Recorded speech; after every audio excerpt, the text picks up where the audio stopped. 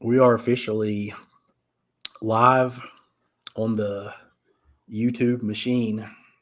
YouTube.com. Yeah, so I just kind of hit you up yesterday and I was thinking, maybe we should do like a pre-Dallas card show edition of grown men talking sports cards, right?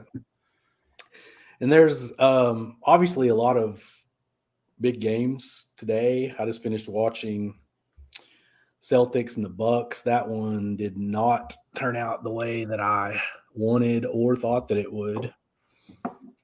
But when you have a gentleman like Grant Williams that he takes like 18 threes, makes like 7 of them. So he almost took as many threes as the Bucks did, and he made more than they did as a team. But I think Boston ended up like 20 of 52 or something from three, and Milwaukee was like 4 of 26 or 27. So was that game surprising at all to you? Well, the series probably going that deep is surprising to me. I thought the Bucks would win in probably 5 games, 6 games. So when you got the underdog teams in those situations, a lot of times the longer you go into a series, um, you kind of give them hope, and a lot of times they get on a roll, and then you're in trouble, and so your talent level doesn't matter at that point. Yeah, and really, I'm not sure that it was even that big of an upset. Well, I mean, it wasn't really an upset. They had an identical record in the regular season, and then Boston actually had the tiebreaker for the home court advantage. But I think what really hurt the Bucks was the fact they didn't have Middleton. Like they were able to kind of, you know, cruise through for a little while without him. But man, the last couple of games, his absence really showed up. Yeah, well, I guess what I mean by the underdog is just the defending champs, is not making it, another round, right? Big Scott says, "What am I seeing, Scott? I don't know. We don't We don't know. know. We don't know. It's a great We question. don't know what you're seeing, and we don't know what we're doing. So it could Yeah, be, it but could be, mainly we don't know what we're doing. it could be a big, what show, right? So about the Dallas Card Show coming up. Um, so obviously, over the last several months, we've been setting up at this show for what is this? Probably the fourth or fifth time. Fourth, I think, in a row. You maybe did one more time than me, right? Yeah, I think so. Maybe. You did Or the one like in November, right? Didn't y'all set up? yeah.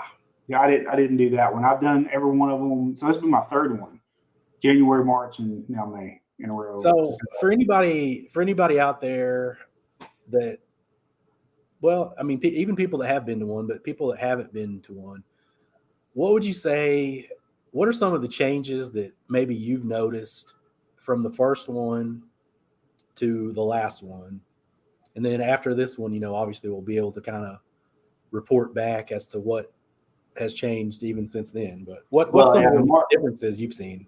the first thing, the market's dropped over the last 6 months, 8 months, pretty considerably, especially in that the ultra modern, scope of things is just. I mean, everything kind of looks the same. When you go to the show, you see the same base rookies over and over and over again. And I think that stuff's just not moving like it was a year ago, even 6 months ago. It's getting worse and worse. Um, I thought January show had quite a bit more foot traffic, and then March's I think we all noticed it was a little bit less. And so it'll be interesting to see how many people come out for this one right here around school ending, graduations going on, yada yada yada. So it'll be very interesting to see if those things affect the people coming through. I think in general too the the dealers there. I think there's probably some. They still have a mindset of a bullish type of market where their prices are kind of high on some things, maybe a lot not real flexible. I think as you see this, market trend down a little bit, I think we're going to see much more flexibility with pricing. They're going to, to move anything, to justify going and setting up, I think we're going to have to see that probably. Yeah. Is there anybody that's like, not to call anybody out, but maybe is there anybody like that's on this screen that maybe you would say has unreasonable prices? That would be you most of the time. You're kind of in that. You're in the same boat that I am with my personal items. If I'm going to price them, I've got to get my price, or I keep them because I don't want to move them. But like I'm in a different boat on this collection I'm selling because I need to move it. So I'm definitely much more flexible on that stuff. But had some interest in some of my personal stuff at the last one. I think the Max Scherzer Superfractor that I had, one of those, a guy wanted it, and it's part of my collection. I'm not gonna let it go unless I get my price. It's just the way it is.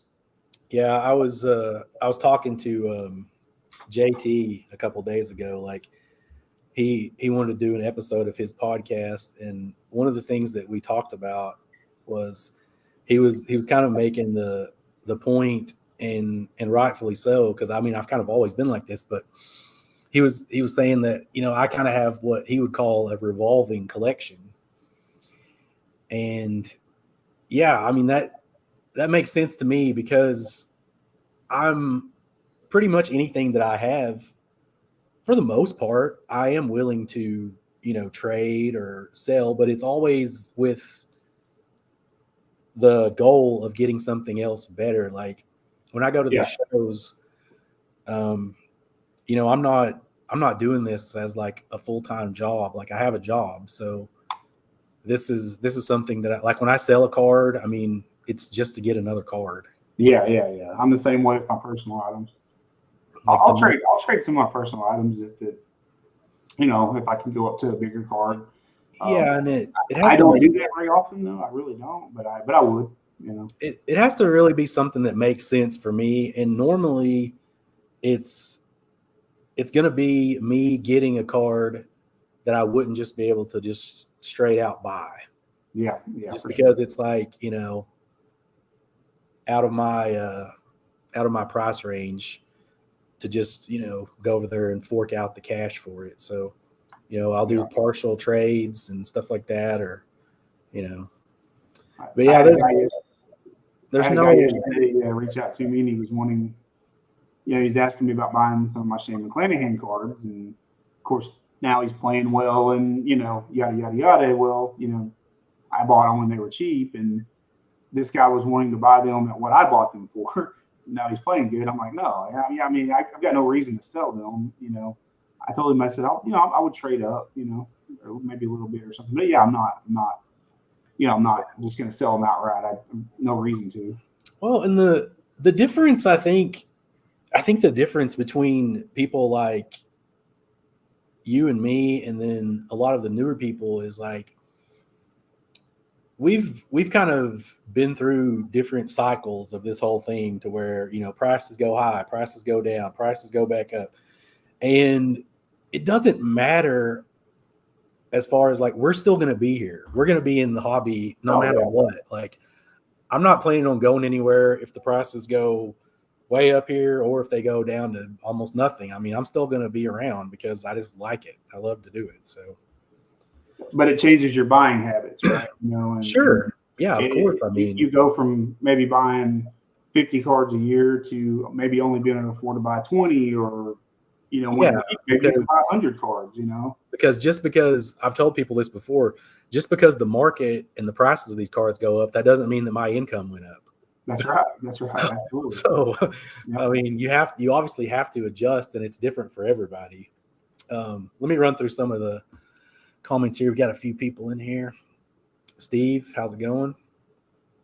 Scott, appreciate it, man. Dave says he's going to catch it later. Dave, you're probably going to be disappointed. Definitely will be. Ron Fig. And then Steve saying what's up to Dave.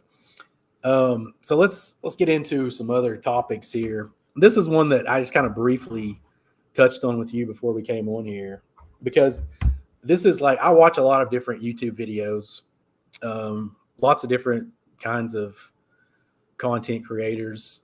Some of them I really enjoy, some of them I hate watch, stuff like that. Sure. But one of the really hot topics that I've noticed lately is pumping cards. Like, people are getting accused of pumping cards at a pretty high rate, and people have started calling out certain channels even by name, saying that, yeah, this is an obvious pump and dump, right? So I thought it was interesting, as I thought about it, to like really go over like what are the differences between pumping and marketing. Because when you think about pumping, like I just had a couple of examples that I'll try to like hurry through here, but let's say that I have like 10 cards of this guy that's like, I'm wanting to move these cards, right? So I tell a YouTuber, like somebody that has a big following, like, hey, if you mention this card or this player a couple times a week on your show, I'll give you some kind of kickback. I'll give you X number of dollars, right, to do that for me. And I think that pretty much all of us would hear that. Our first thought is, yeah, that's pumping, right? No doubt.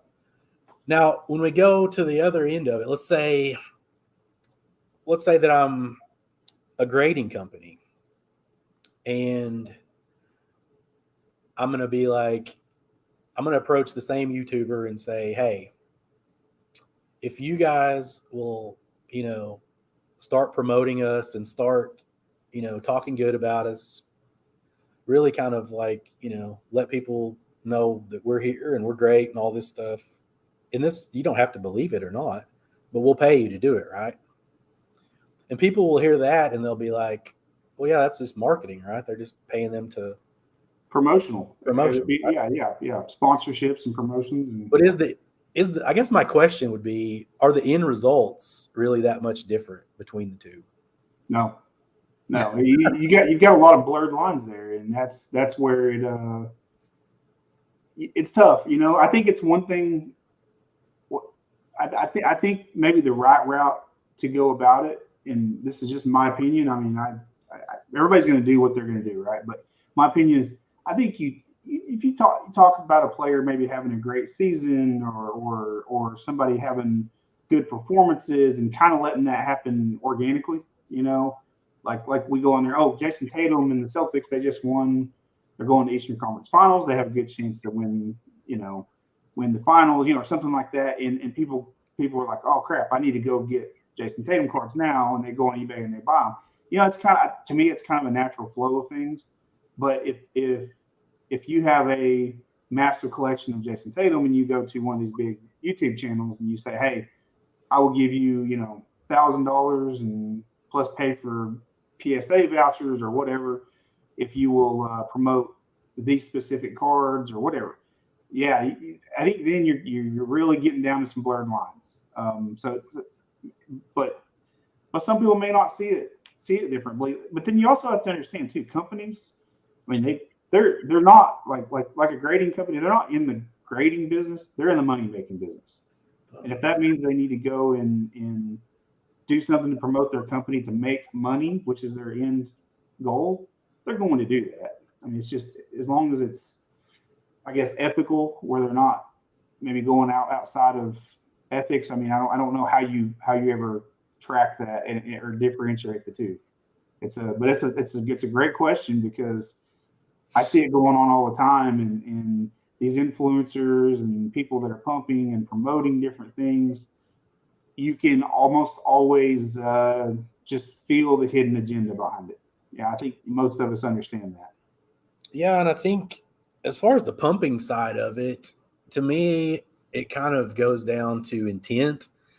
And that's something that's really, I guess it's hard to nail that down, because you can think that a person's intent, but do you ever really truly know? Because sometimes people are genuinely just showing the cards and collection that they have and they enjoy. And then there's other times where they have a reason that they're showing, these cards and stuff like that because they have a bunch of them and they're wanting to, raise the price tag and then, liquidate what they have. So that's kind of it is a blurred line. You also get some people that are very transparent about what they're doing. For example, they send a bunch of their cards to auction houses and they take screenshots of what's listed of theirs and they post it on Instagram. Say, hey, go bid on my stuff. Right? Go, hey, I've got all this stuff available. That's very transparent the way they're doing. I mean, they're not trying to hide. There's no hidden agenda. They're essentially kind of marketing their own, their own cards. It's also spamming things a little bit, but that's, yeah, like in a situation like that, I would say it's pumping and marketing. It's a little bit of everything, right? But it's just me personally. I don't take it in as negative of a context just because they couldn't be any more transparent about what they're doing. Hey, I want to make more money off of my own cards. Please go bid on them. I mean, Yeah, and I think that most people that have pretty, let's say that you've been around for a long time in this and you have pretty good knowledge and you've seen a lot of this different stuff go on.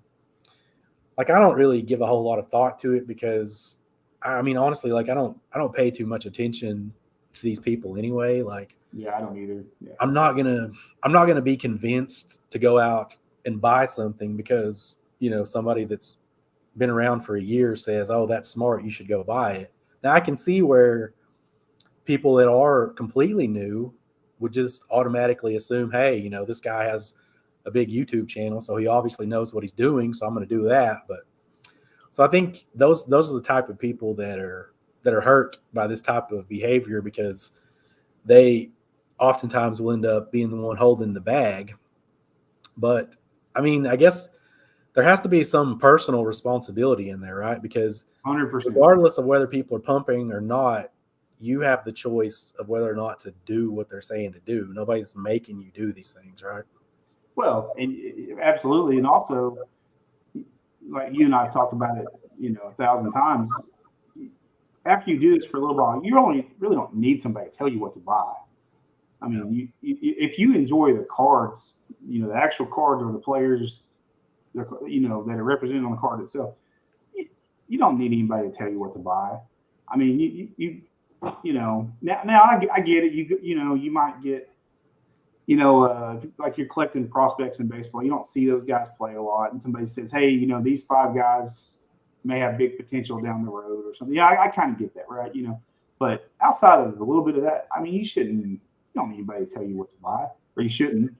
I mean, no, and I'm a pretty stubborn person just by nature. So when somebody's like kind of up in my face, whether it be on YouTube or whatever, and they're saying to buy something, that really makes me not want to do it just because I don't want to listen to other people like telling me what to do. Well, so let me ask you this. So you've got these people on one side that are promoting and influencing and all these types of things. Then you have people, I think maybe on a very small scale, ourselves by word of mouth and some of the things that are on that side. But then you have people like maybe like your sports card radios, your card porn, some of these big accounts that are kind of balancing these scales out, right? You influencers over here, and then they're kind of calling out those people, or at least maybe trying to keep some sanity in the world. And I may not agree with the way they go about it, but they're kind of the anti-influencer, if you will. I mean, what do you think about that? Like if I was a new person, are you asking if I was a new person to the hobby? Yeah, or just what are your thoughts on, kind of having people out there that are willing to speak out and say, don't listen to all the noise, So you're talking like kind of like the hobby watchdog type. Yeah, maybe. Which are, like I said, I kind of see them as the opposite end of the scale as the influencers. Yeah, I mean, I think, generally speaking, I think that there's probably too much optimism on one side and too much negativity on the other side. Yeah, that's fair. Because, yeah, typically the type of people that are doing like the watchdog type stuff, I mean, they're only looking for bad stuff. And on the other end of the spectrum, they're just like, everything is roses. I mean, there's got to be some middle ground. And I mean, quite frankly, like in a perfect world, I would hope that people can watch both things and maybe take a little bit away from each, but not really just completely listen to either one. Yeah, and make their own decisions, right? Yeah. Yeah. I mean, listen to what some people have to say. If you think they know what they're talking about, maybe listen to them, maybe pay a little more attention to them, but ultimately, dig into it yourself, do your own research, because there's plenty of people that have collected way longer. They've had way cooler stuff than me, and they can say a lot of things that I don't agree with. So, Sure. No doubt. so this kind of ties into it as far as the same type of thing that I was just kind of thinking about is flippers and sports card shops, because with flippers, I think there's a lot of hate for flippers. Let's just be real. Like people generally, when you hear the term flipper, it's kind of a negative thing that pops into your head, right? Sure. And then if you hear like your local card shop or something, people are generally like those guys. But if you really think about it, are they that much different? It's one is considered legitimate and one is not, just by public opinion, if you will. Fair or unfair, it's just the way it is. I think a lot of people think, well, if they're going to go to the extent of setting up a brick and mortar store, ordering from distributors, providing a product via retail atmosphere, they're an account. They're not an account. They're a business type of account. And then of course flippers are just doing it by buying cheap and selling high all the time, which is what card shops should be doing. Trying to do. So Yeah. essentially doing, they're doing the same thing. One is just considered legitimate, and one's not. And I don't have as negative opinion about flippers overall as what a lot of people do, because a lot of my bigger cards I've got, I wouldn't have had them over the years if it weren't for flippers. Finding them, maybe doing that legwork to find them and get them. So there's some that just drive you crazy. I mean, you and I, we've seen it at various stages. I mean, just doing things, but like even at the shows where people come up to you and they want stuff for just nothing, they will tell you anything they can to get that card or that item for as cheap as possible, solely for the fact that they can go make a little bit of money on it. They could care less about that. I mean, how many times over the last couple shows did people come up to me while I had all those boxes and tell me that they were breakers? Yeah. Just so they can get a cheaper deal. I mean, I don't care. The price is still the price. I don't care what you're doing with it, And I mean, I guess like that's my thing too, though. But it goes to card shops as well, because I've had people do the same. Like they're like, well, I have a shop, I have to get it at this price. Yeah, like, absolutely. Same thing. I mean, it doesn't matter to me. Yeah, okay. And at these shows, there are a lot of people that are flippers that I don't necessarily care for, but almost all those people, it's the fact that they're a flipper is not why I don't like them. Like I wouldn't like them anyway. Right. I mean, I mean, it's the same way with like shop owners too. Like there's some of them that, they're just not good people. Sure. I don't care if you have a shop or not. Like you just, some people, there's good people and bad people. And, as I've seen more and more of the people that are considered flippers, and obviously the people that have shops. And to me, like just as a whole, if you're just looking at the whole group of them, I think their likability is probably about the same to me. Like I said, there's some good ones and bad ones. there's some flippers that I really like. I really like them, and I mean it doesn't have anything to do with the fact they're a flipper. I just think they're you know Some of them pretty just cool have person. some of them hustle pretty hard. I mean, that's not. I mean, outside of 2020 when everybody could sell everything for whatever they wanted for a while, it's Yeah, not an easy game to play. I mean, it's really not, especially with no. trading fees being high like they are, and the market the market hasn't been really stable in a long time. I mean, honestly, yeah, it's been If fluctuating around. if you were a flipper in 2020, that was certainly not as difficult. No, The people that are out there doing it now, the ones that are successful, they're they're obviously pretty good at it, and they're usually pretty good as far as like dealing with people because in order to do that for like a long period of time, an extended period of time, you have to build up relationships with people. So if you're a jerk to everybody, you're not going to last very long because you're going to run out of people to to deal sure. with. Like, Oh 'cause, yeah, these card shows, like even though they have gotten much bigger, you go to enough of these and you may not know everybody that's there, but you've seen them and you you've recognize probably them. interacted with them Sure. at some time. Their business logos and yeah, you'll at least recognize them to a certain degree. And if you have like a reputation of somebody that's difficult or just a jerk, that gets around pretty quick. So yeah, I would say if you're gonna plan on doing that long term, you have to be kind of like a people oriented person, and you have to at least treat people the right way. Like, and sometimes like even if you are like a good negotiator, sometimes if there's somebody that's nice to you and you just build up some kind of friendship with them and you like them, you're more likely to give them a better deal, right? Oh, no doubt, no doubt. I mean, you get some people that I mean, you remember a couple of those guys that walked up to me, make an offer on stuff, and then they walk away. I mean, and stuff like that. They're not getting a good deal from me. I mean, which guys I'm talking about. And you have others that come up and they ask you what's your lowest price, and you tell them just make me an offer, and you take it. I mean, if it's the right deal because they're good to deal with. Yeah, and you've also seen a couple of people that I've had to deal with a few times there, and yeah, after dealing with a couple of those guys a few times, and I say dealing with them, it's just like having to listen to their crap, Mm-hmm. not really actually making a deal.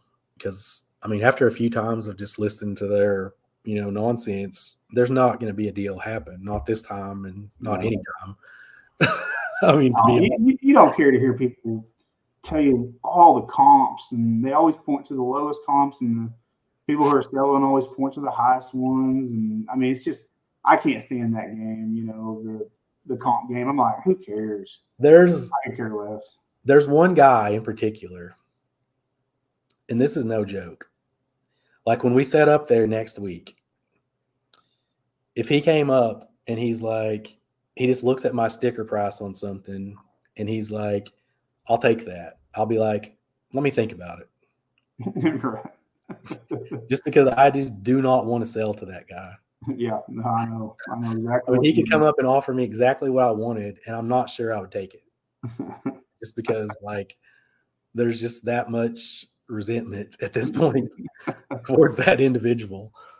Um, and that's the kind of stuff I'm talking about. Like there's a lot of other people that have been really nice to me, and we've chatted and built up a relationship, and I would be much more willing to like knock off 10-15% off of that card for him as I would just sell it straight out to that other guy for a Yeah, flip. for sure. Yeah, yeah. No, I agree.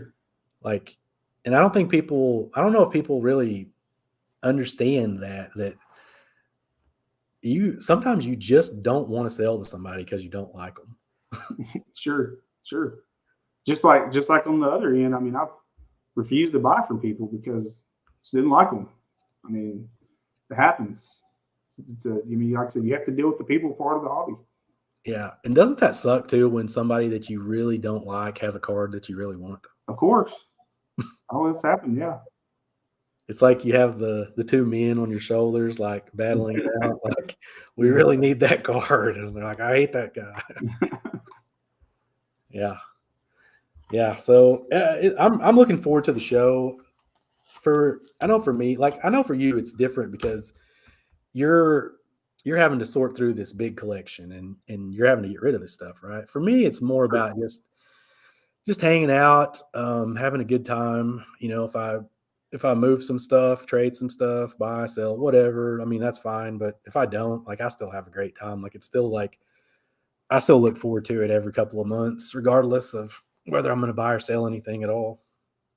I do too. And I mean, even after I'm through with the collection, I still want to go, and set up, and I'll just take one showcase full of my own personal stuff. And if I don't sell anything, that's fine too.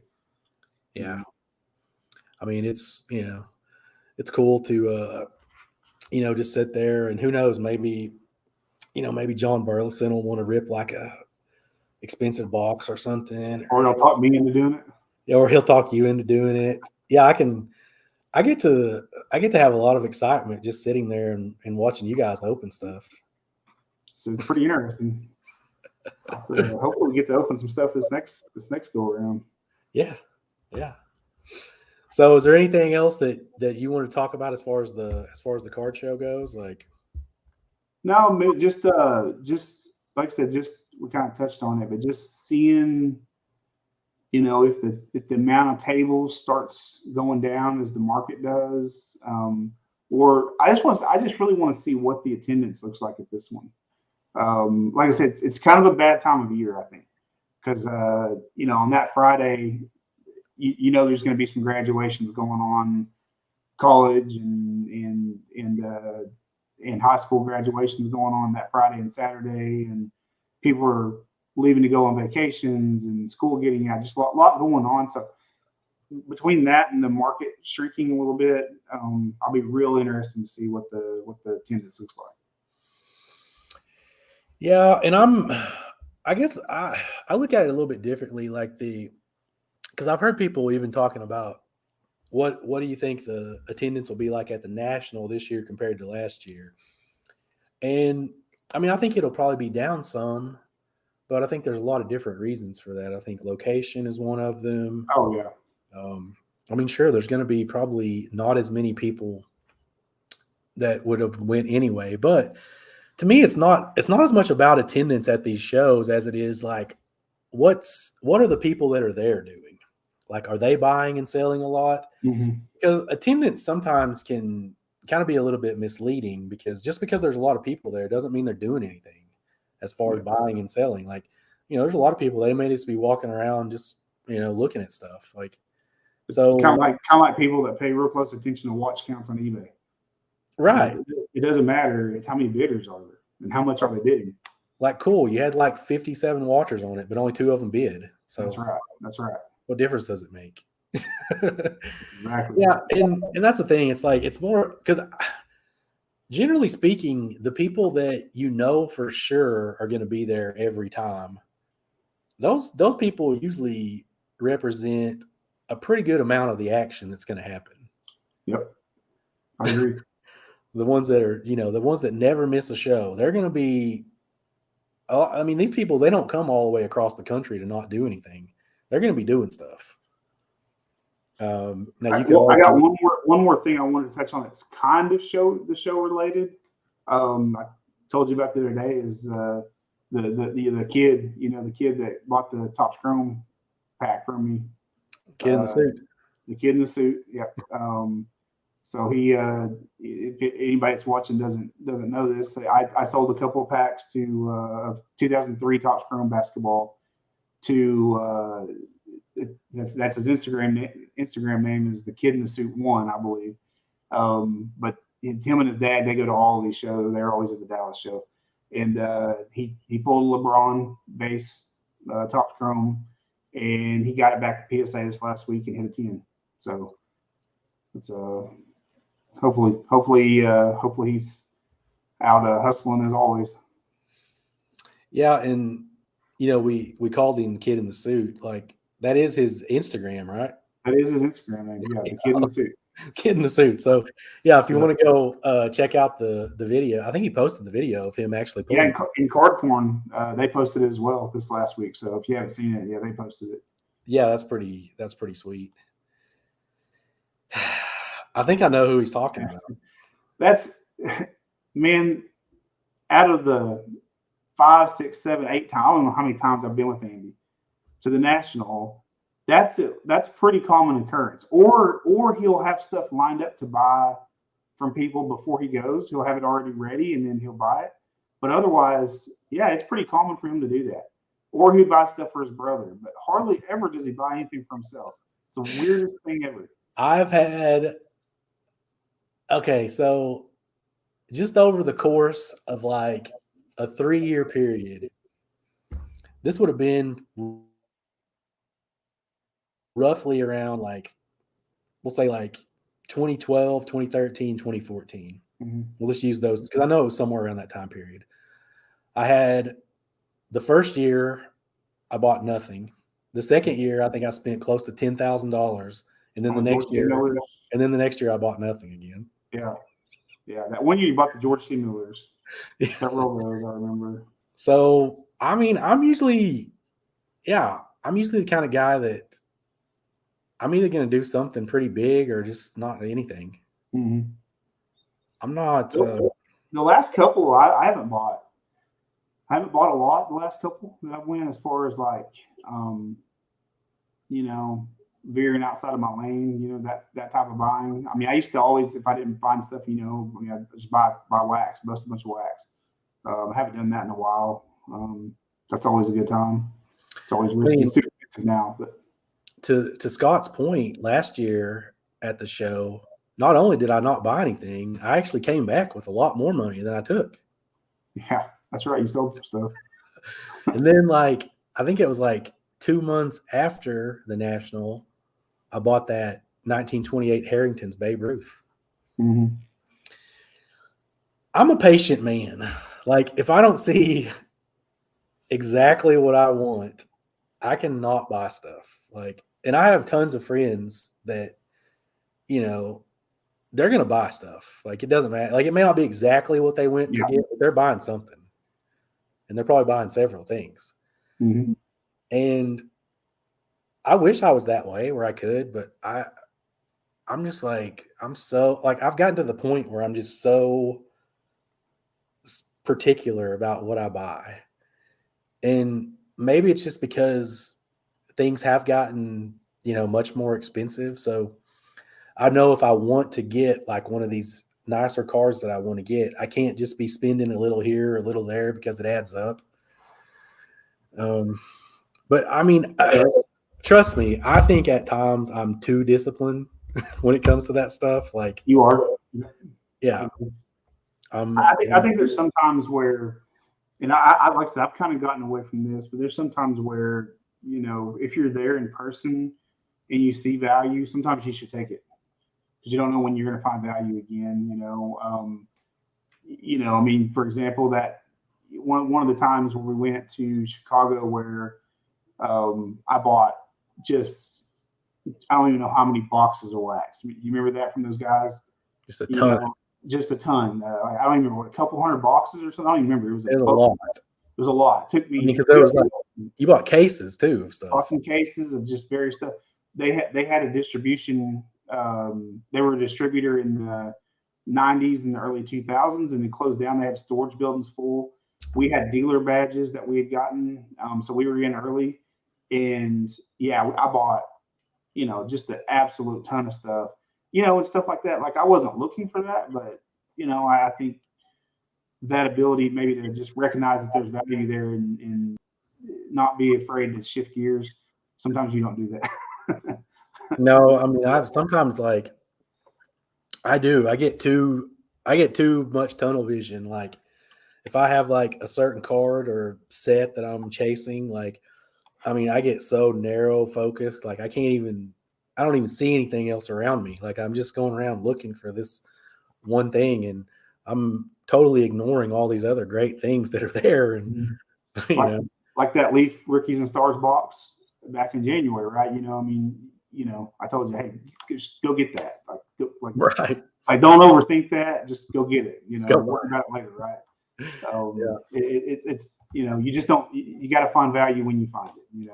It's just the way it is. Yeah. Let's do some random five. You You have a get random five. Okay, I thought of one for you. Um, I totally forgot about the random five ahead of time till you briefly mentioned it. So my random five is this goes along with a lot of cards I just listed on eBay. Like I told you, give me your top 5 hobby quarterback busts. Hobby quarterback busts. Guys who were just thought they were the next big quarterback, and people probably lost a lot of money on. Okay, in no particular order, but these are the first ones that popped into my mind. Jamarcus Russell, Ryan Leaf, Johnny Football. Yep, I agree. Let's see here. I mean, is it too early? Yeah, maybe too early. And this guy may not be like one of the worst, but Josh Rosen, I think it's pretty safe. We can call him a buzz. Yeah, he was pretty. I mean, he wasn't as hyped as probably some guys that I'm not thinking of, but he was definitely hyped. Sure. I'm trying to think here. Who was basically just who are some guys that? Oh, I mean, I was thinking like who are some guys Cleveland has drafted? Tim Couch. Tim Couch for sure. So I guess that's 5, right? That's 5. Who were your 5? Because I know there's going to be some. So my number 1 guy is a guy that looked good for a while, and I would venture to guess this is the person that probably people lost the most money on, and that's Andrew Luck. Oh yeah. He wasn't a bust direct. I mean, everybody knows his story, so I definitely think he's number 1. And that's hobby bust, so that's hobby bust, right? That plays in, right? Yeah, so hobby bust. The guys that to me, I think he's number 1. I think Robert Griffin in the same class as him. I think he's got to be there.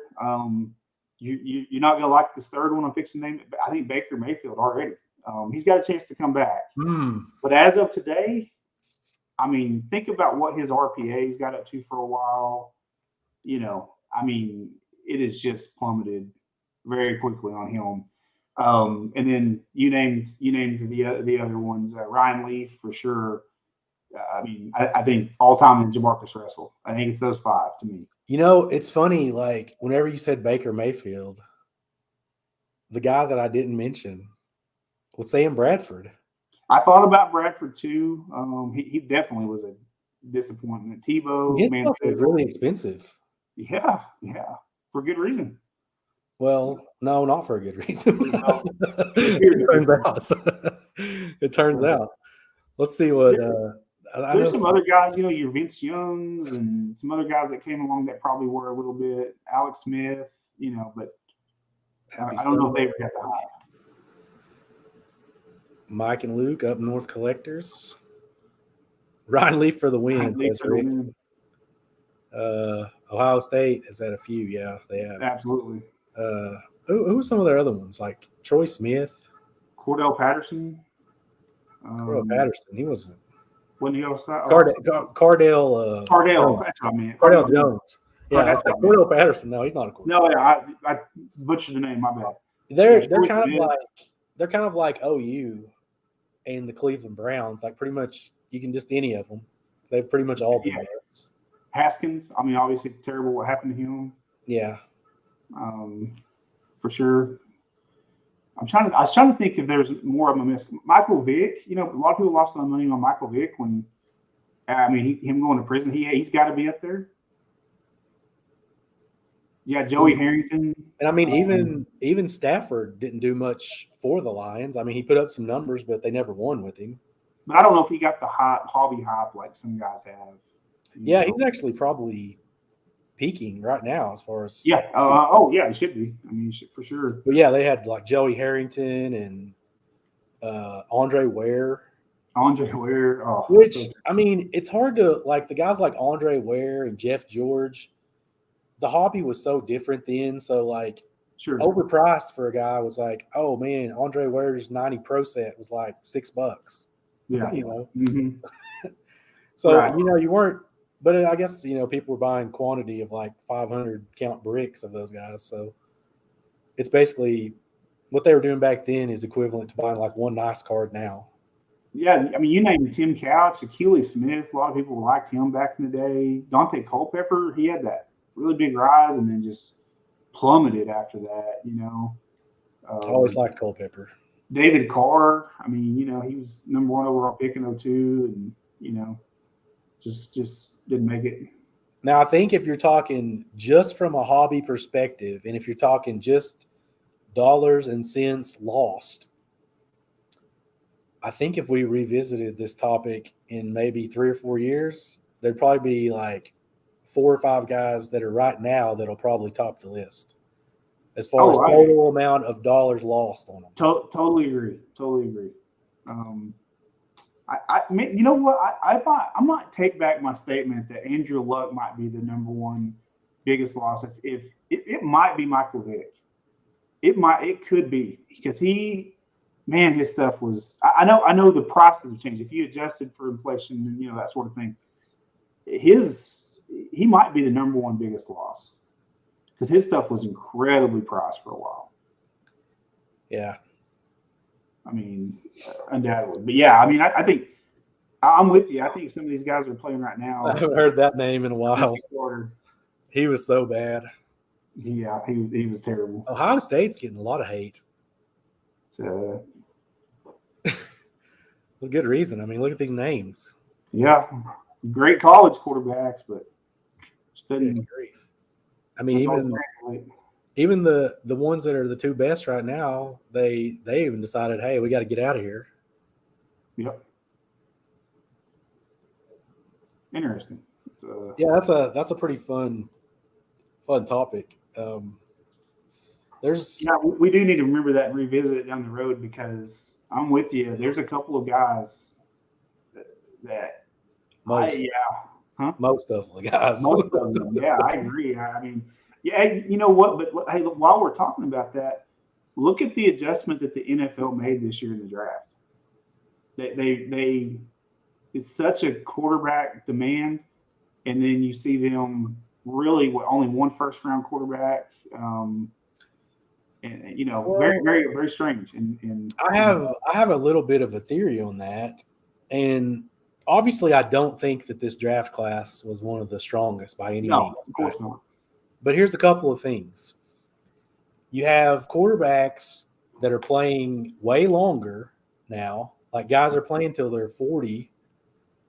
If you're good, you're going to play for a long time. And then secondly, there's only 32 of those jobs available. So many quarterbacks have been picked high in the last several years.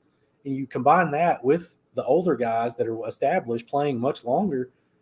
There's just not very many teams that need a quarterback. Yeah, no, I agree. I agree with that. But yeah, they don't need one yet because some of the guys that have been picked in the last couple of years aren't busts yet. They will. But they will be. They will. They'll need quarterbacks again soon. 100%. There's some good prospects for next year's quarterback class. I think a lot. Yeah, it's going to be a lot better, I think. But they were looking at that. But yeah, you're right. There wasn't what was there, 1 quarterback taken in the first round? Yeah, Kenny Pickett went to the Steelers, and I think number 13, 14, maybe right there somewhere. I can't remember the exact spot. Yeah, I don't think he's. And then I'm not a big believer in him. Who was it? Was it Malik Willis? They got all the hype going into the draft, and then Malik Willis. He didn't go till late second, early third round. Yeah. Who did he go to? Seahawks, I believe. Is that right? Yeah, I think that's right. I can't remember. Yeah, I can't remember exactly. But I mean, how often do you see first and second round only 1 quarterback taken and not for a while? I mean, just very unique. It's the trend has been the last 15 years. You got to get a quarterback. That's going to be tough on the group breakers. Like, sure. So when Panini comes out with this rookie class in like 2024. Yeah, here in about 3 years. That's going to be a tough break. Hopefully 1 or 2 of the guys drafted in the late rounds, quarterback-wise, has made it. Hopefully, like most of these guys are even still in the league by the time they come out with the product.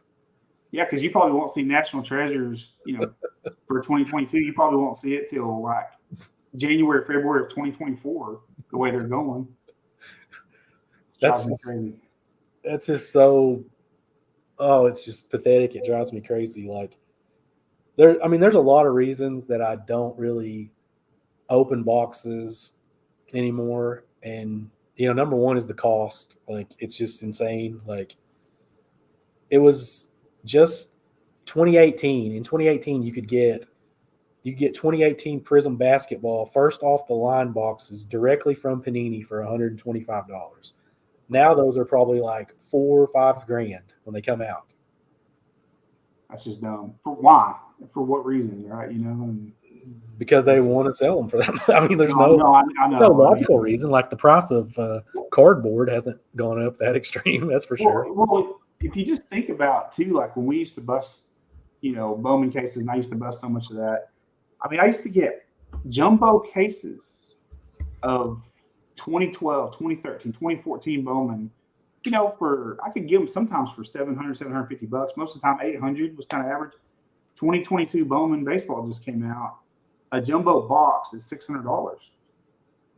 I mean, it's just crazy to me. I mean, that's just I just can't wrap my head around that. Well, it doesn't make a ton of sense if you pull the exact card you want, which is typically, most people want to pull whatever the best card is, right? Sure. You're still going to lose money most of the time. Yeah. In these products.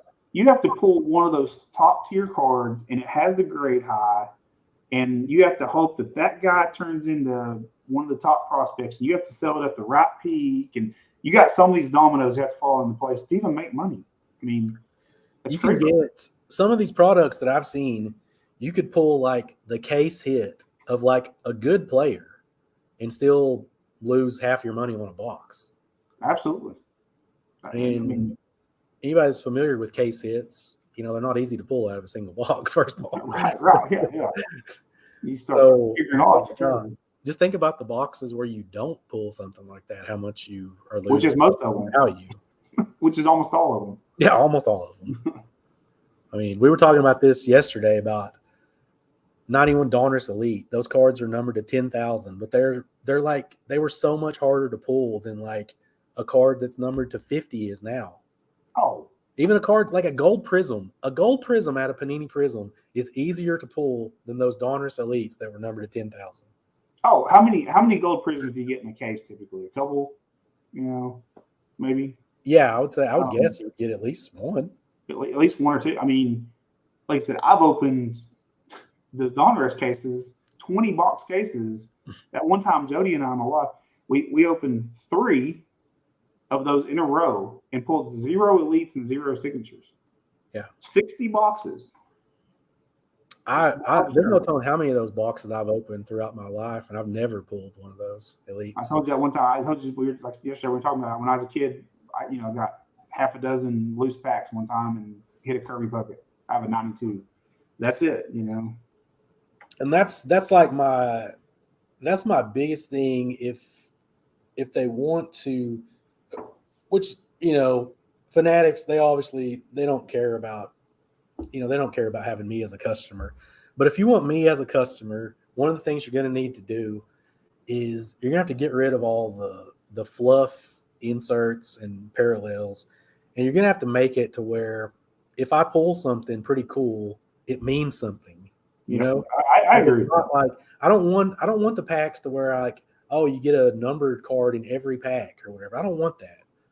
I want it like if I pull something that's cool, I want it to actually mean something. I agree. I'm right here, JT. You're out there. Let's see what else we got here. No one cared about Brady's rookie enough to grade. Yeah, no one even knew who he was, really. No. He was like, when you remember when he first came into the league, like, I think he had shaved his head. Yeah. I mean, he looked goofy. Like, he wasn't, and he was, he wasn't in the best shape. Yeah. Looked like his combine. Kind of dad bod at 22 years old. His combine workout was one of the saddest things that Didn't, you'll didn't ever he read. run the 40 in like 5.1 something, I think? I mean, he ran the 40 in about the time that I could probably do today.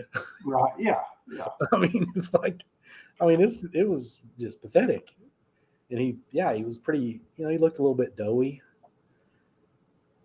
He is, yeah, I'd say he turned things around for himself, though. he did okay. I mean, he probably cheated a few times in different ways throughout his career, but he got the job done, right? I'd say so. I think even he admitted like a week or two ago that it was a fumble. Yeah. And they shouldn't have won that game. Yeah. I mean, they made a rule about it. Did you see his deal that he's getting for when he's done playing football? Mind blowing, because I've seen so many of these guys that are great athletes that are terrible in the booth. Yeah. So I mean, how do they know he's going to be any good?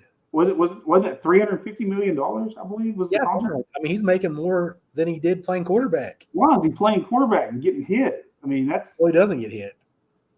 Well, that's true. Have you watched football lately? You can't hit the quarterbacks. That's true. That's true. Especially Tom Brady. You just look at him wrong, that's flag. Right. But why? Get your butt up in the booth and start earning some of that money. I mean, it's got to be a lot easier. Gosh. So at the Dallas Card Show, are there any cards that you're going to be like, whenever we come up with these lists in our head, you go to one, you isolate it to one show, you probably won't see it if it's something that's relatively tough to find. But is there any like card like that's just kind of like a unicorn type card that you would be looking for that if you saw it at this show, you'd be like, gotta have it?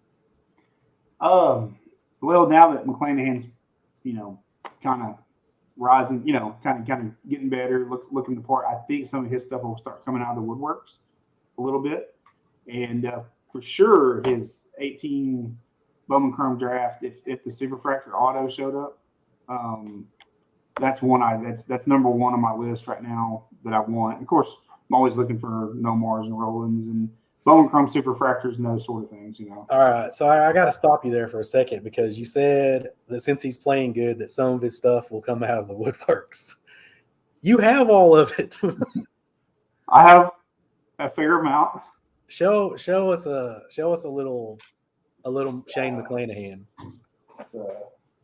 Well, there's several boxes full here, but I'll just run through a couple of the one-of-ones here. Show us just the one. First, show the stack. How many are in there? Yeah, there's a few. I mean, these are just one of one. Those are just the one-of-ones. Yeah. Okay. So I'll just run through these real fast. But there's 3 of the 4 18 draft. These are the chrome, what would be the chrome printing plates. I've never seen one of the paper ones though, which is weird. And then there's a printing plate auto. I just got this one in the other day. That's from 2020 Bowman draft. That's the black one-of-one. I'll save that one for last. That's my favorite check one. This out right here. I don't know. See, that's the woodwork. Michael has the woodworks. And then there's the Prism Gold Vinyl one-of-one, of course. Stadium Club Superfractor Auto. I have the full auto rainbow of this one. And then there is the non-auto, and I have the full rainbow of that one. And then the next two are probably my 2 favorites. There's the 18 Bowman's Best Superfractor Auto, pretty cool in that lovely SGC holder. But I bought it that way, I swear.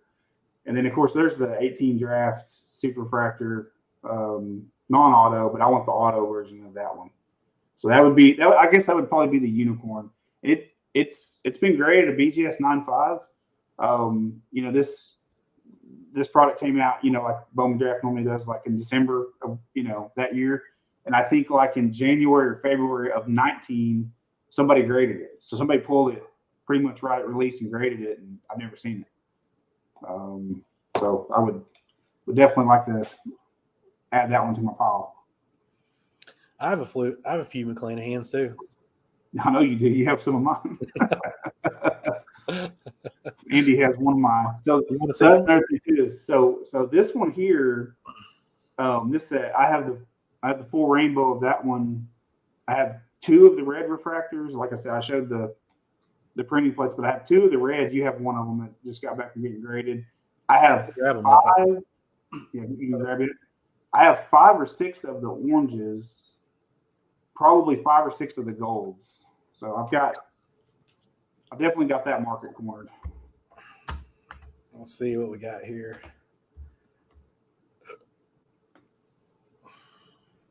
Yeah, that's the Ben Baller Rose Gold. Rose gold. Yeah. There's actually 2 more of the 10 listed on eBay right now. They just got listed last week. They're at auction. Very weird. So I got to try to get those. Yeah, here's the other one. Yeah, there's the red, and then I have another one of those somewhere here.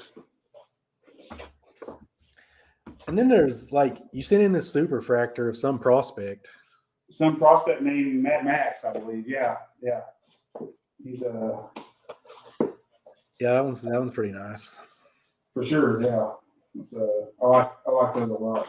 So I'll show you like this is what hoarding looks like, but so there's 3 golds from there, and I think I have another couple somewhere, and then I have 2 of the rookie ones, oranges, and then I think there's maybe 4 of the oranges right there. I have another one of these somewhere too, and then I have 1 red here, and you have the other. So I have 2 of the 5 reds, 3. You have 5 of the 25 oranges.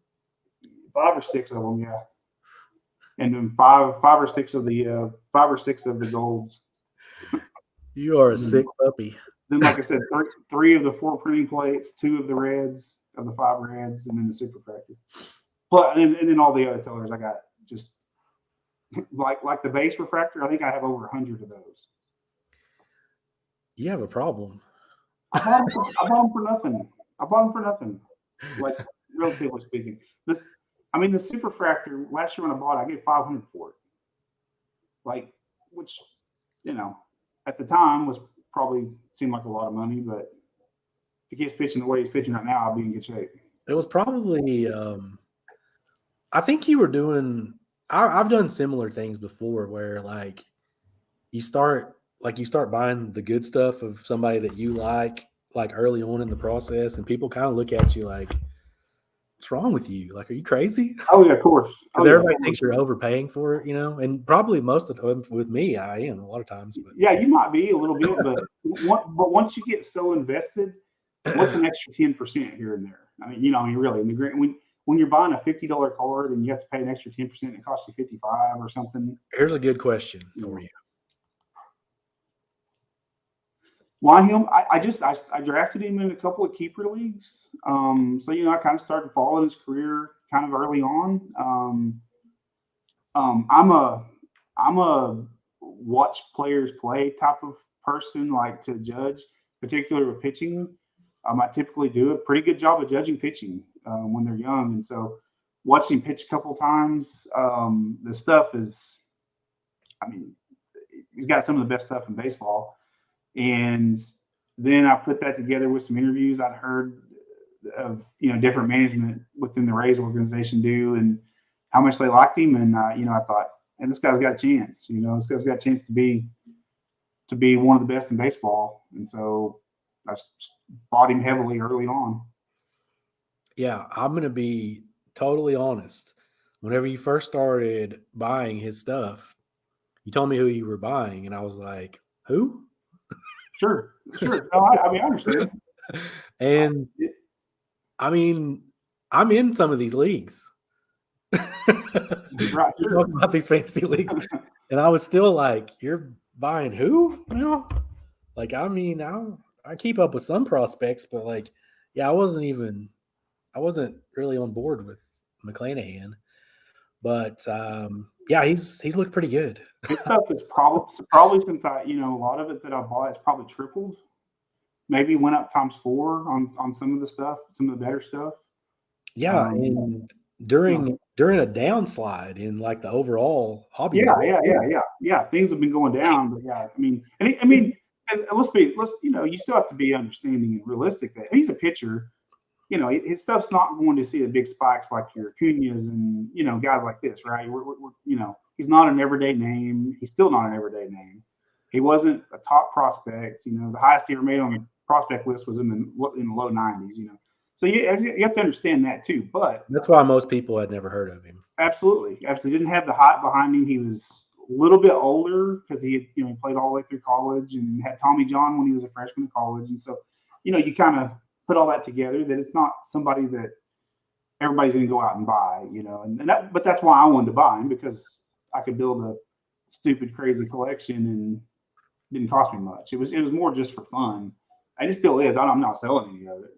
He's still affordable compared to other players, but it's definitely one of. But that's a good comment here. Watch them play. If you've watched sports long enough, you'll start to recognize talent. Yeah, and that's the thing is, I've said this on many occasions. Like, I'm a sports fan first, and I also collect cards. But if I was forced to make a choice between the two, I would watch sports.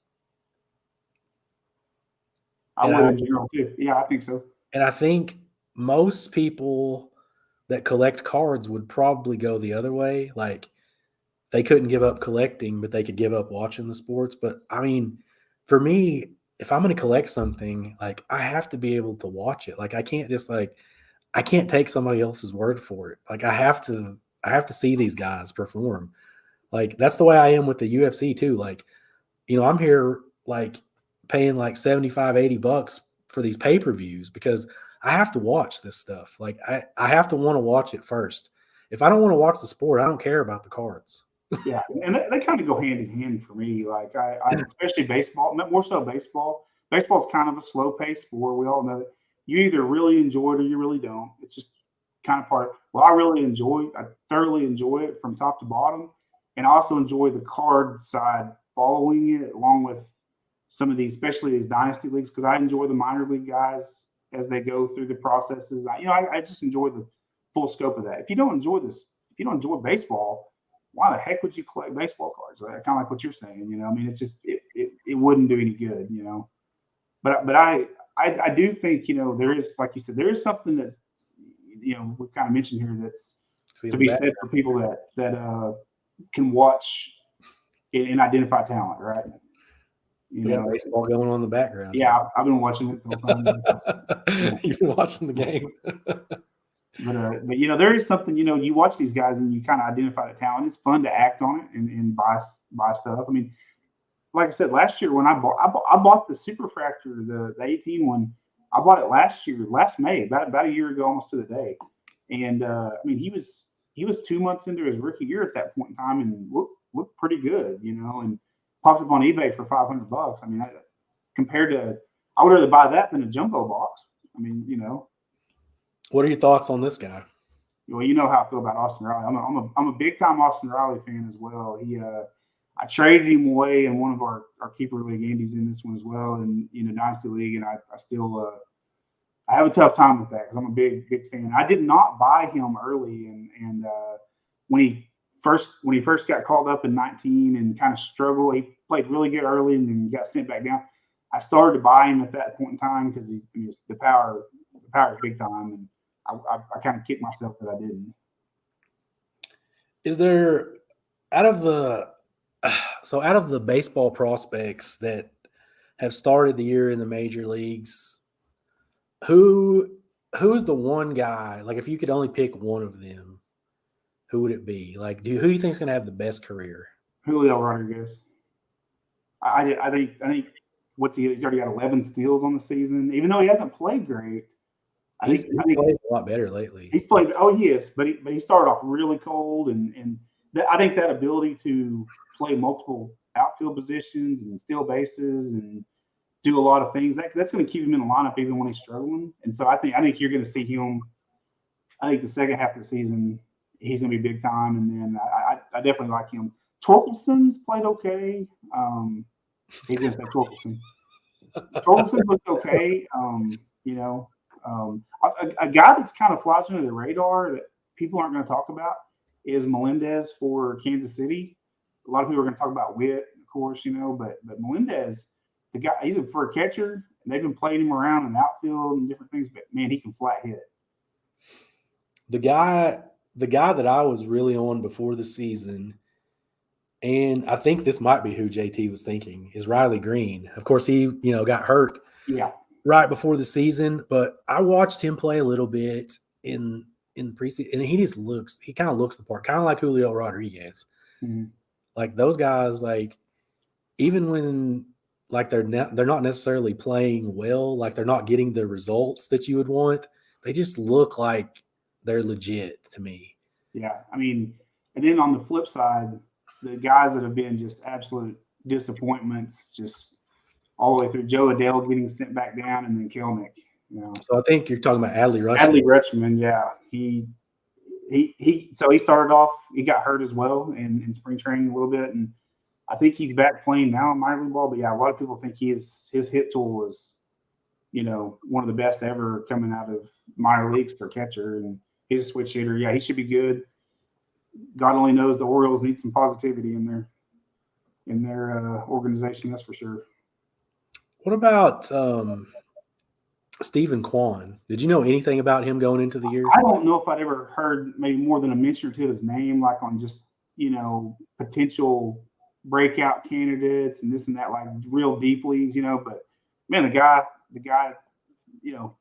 would be a Billy Bean. Billy Bean would love him. He just gets on base, Right. And, I don't know if he has enough power to be like hobby relevant, but he can.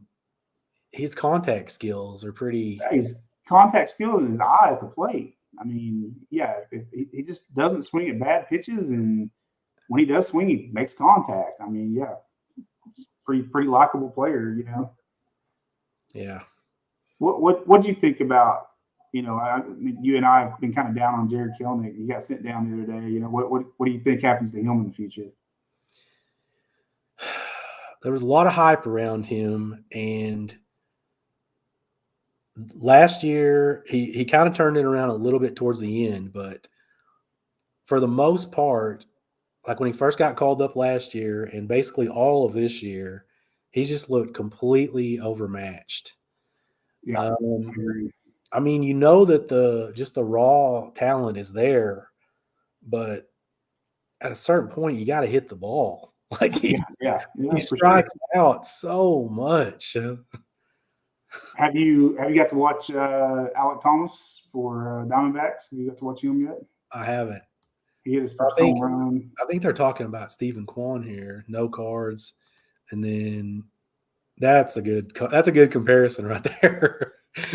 And my feelings on Luis Arias as far as hobby goes. Like, yeah, they're all, but there's guys out there that are got contact skills that we've talked about this. The game changed the last few years where everybody just swings and misses or hits home runs, and I mean, I like to see a guy like that puts the ball in play.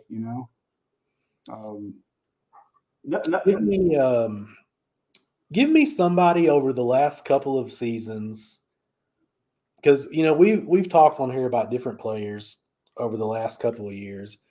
Give me somebody that you were right about and somebody you were wrong about, hobby wise. Who's somebody you were right about and then somebody you were wrong about? I was wrong about Dylan Carlson. I thought he's still good. I think he's going to have a good career, but I thought he had maybe superstar potential, and I'm not so sure now. His cards were really hot there for a while. I don't think I completely missed on him, like that part. But I don't think his cards are ever going to be crazy. I don't think he's a superstar. Somebody I was right on. It can't be McClanahan because we know you were right about that one. Yeah. No, understood. Man. Put your money where your mouth is on that one. Yeah, that's. I'm trying to think who I was maybe right on. I don't even know. That's kind of a tough one. I was right on Trent Grisham from the standpoint I never saw him as a star. A lot of people, his stuff was selling really good for a while. A lot of people liked him, and I never really saw that. He's a guy that I can probably say for sure. I don't know if I was the Brewers, be glad that I got rid of him and got Eric Lauer in that trade. For But sure. I definitely think he, to me, just looks like a platoon player. I don't know. I just don't know if he'll ever be, any type of hobby relevancy. What about you? Well, I'm going to go to basketball. Okay. The person that I've been wrong about, and it's, I mean, we'll see, but I was right about him, and then I was wrong about him. So we'll see what happens from here. Because I mean, I made fun of this guy a lot. Actually, is Jordan Poole. Right. Like, Yeah. you remember like how much I dogged on Jordan Poole? Constantly. Yeah. And I mean, he's turned out to be pretty good. And I think his For sure. parts have, they've gone up tremendously since then. So kudos to anyone out there that said, "Hey, you're an idiot," and bought Jordan Poole. You're right. So the guy that I was right about, probably Trae Young. I mean, like, Yeah, you were all over him. he got criticized a ton, like the first half of his rookie year. And to be fair, I'm probably still a little bit overly bullish on him because I mean, I was the guy that was like saying, "Hey, this guy's going to be better than Luka."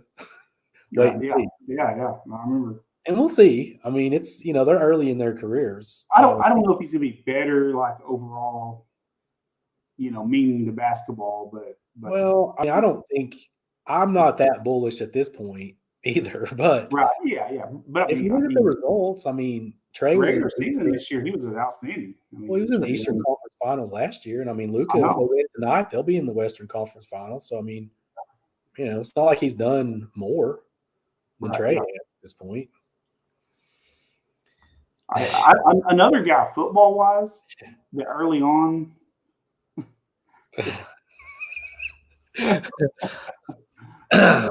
That's a true statement. That could have been more true on that one if he. I was right about it, and then I was wrong, and it Uh, screwed it up for everybody. I'll tell you another guy I was right about from day one was Josh Allen in football. And I know he was a higher draft, and so, but a lot of people were, there were some other guys in that draft class that people were higher on and things, and I was really big on him from day one because I remember you kind of made fun of me about it and stuff, and Yeah, I did. and he's been pretty darn good. Another. So this is one that is still to be decided, and I'm going to stick with my stance on it. I still think over the course of their careers, I still think that Ronald Acuna is going to be better than Juan Soto. I don't know. I'm not saying that Soto is going to be bad. Like, I'm looking at it more like, and they're not the same type of players, but I'm just saying, like, as far as the levels go, I'm going to say that Acuna is Mike Trout and Soto's Bryce Harper, which they're both good, but one of them had a better career than the other. I'm not 100% convinced that you're right on that, and the reason being, Soto, I think, is pretty evident by not signing the contract that he may leave the Nationals. If he goes to the right organization and the right lineup and that sort of thing, man, he could really explode. Because I think Acuna's had better people around him since day one, and I think Soto's not had the best line. When Trey Turner was there, obviously, that some Rendon was there, had some guys, obviously, but The World Series. I know. Yeah, look at the pitching staff they had too. But I mean, what I'm saying is, both of them have a World Series. I mean, well, let's not feel too sorry for him. He's won a World Series already. No, yeah, but I'm saying, I think with a better lineup, he's one of those guys that, man, his numbers, I mean, could really explode. Yeah, I mean, you look at their team this year, and I mean, like somebody could go out today and have like let's say if somebody was playing a doubleheader and they had a good day in the doubleheader, they could have more RBIs than Soto has on the season. I think he has 8 home runs and 12 RBIs or something like that. Oh, it's Somewhere in there. something silly. Like there That's for a a while, stupid number. he had like 6 home runs and 7 RBI at one point. That's right. Yeah, and it's not much better now. But He's not going to get pitched to much this year. No. And there's not much reason to pitch to him because they're terrible. But I don't know. I just think that Acuna is a better all-around player. Yeah, no, I agree that he's certainly on defense and the way he runs, he is. I just think Soto in the right situations. I think he could. He's a triple crown threat. I don't think Acuna is. Soto, you're right. He could be like that in the right situation, but I think Acuna is in the right situation already. Acuna's he's in the right situation for him. That organization, that's a pretty good situation for anybody. Really good. That's what I'm saying. I think if Soto had that, if Soto was hitting, in that lineup, his career, at least right now, is completely different. It's just tremendously better. With the Braves, you don't really have to worry about the Braves going through like this whole, rebuilding thing quite like the Nationals are. Yeah, exactly. The Braves are going to go out. They're going to spend money. They're going to get talent. And they develop talent. They always develop talent. But they're going to go out and spend money too. Yep. They're going to spend money to keep people. Like that's been the thing with the Nationals is like they just they won't pay to keep people. They let people walk. Of course. Yep. So they traded a lot of good players. And I just, like I said, I'm not, it could be the Bryce Harper and Mike Trout argument all over again, right? And, Mike Trout's the better player of the two. Bryce Harper's had 2 MVP seasons. It's not like, you're kind of splitting hairs at some point, right? But yeah, that's what I'm saying. Like there's Bryce Harper's been awesome. But if you ask people who's had the better career, I think they're going to say Trout. Yeah, and I agree with that. That's kind of my thing. You can't go wrong with either one of them, but one of them is viewed as better, for sure. Yeah, like I said, I don't know. And then Tatis, he was, he's been in the argument a little bit, but man, he just can't stay on the field. Yeah, I've never been on board with him. It's too reckless. Just can't. I don't know. So we've got Game 7 between Phoenix and Dallas starts in about 15, 20 minutes. Who's going to win? And give me some kind of hot take about it too. Phoenix is going to win. And Booker and Luka both go for 45 plus in Game 7. Like an all-time duel down to the wire. I'm going to say Dallas wins. Luka has 35-point triple-double.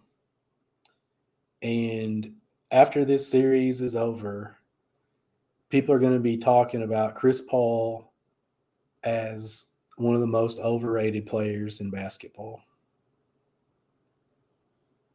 Or that he should hang it up because he's old, right? No, I just think and this is like this whole thing, it's personal for me because I see how Russell Westbrook gets beat up all the time. And Chris Paul just gets such a pass on things.